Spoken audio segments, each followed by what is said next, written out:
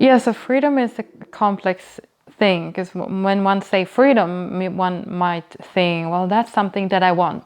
It seems wonderful to be free.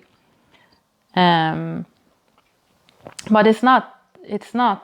And one might think that it's about, I have the freedom to do whatever I want.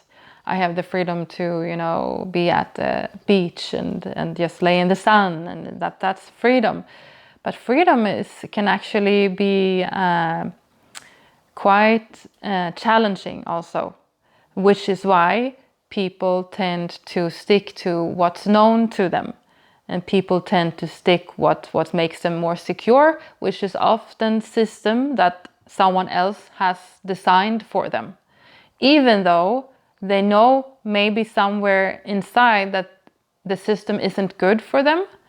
Maybe they know that they are suffering, and maybe they don't understand that it's partly because of how they live their life or what system they are living in.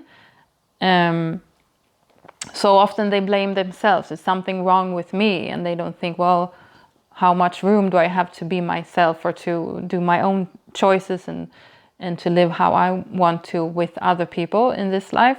So they blame themselves. But still, it's people often get very scared when they start to get in touch with themselves, or they start to feel positive feelings. They start to feel hope, or they start to feel joy. It's not just like free walking from there. That often triggers fear, because then they are leaving the comfort zone of this prison.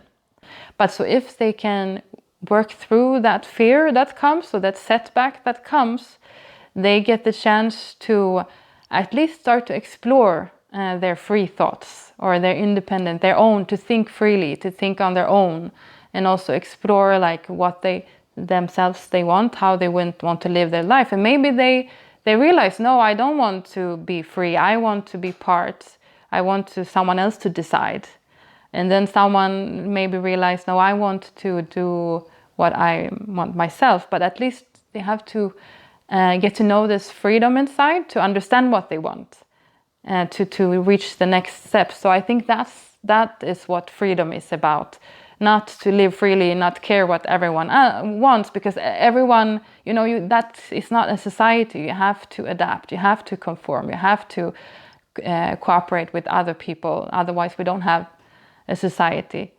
But at least for people to know their opinions and what they want, and from that on, they can, gather around and cooperate with each other.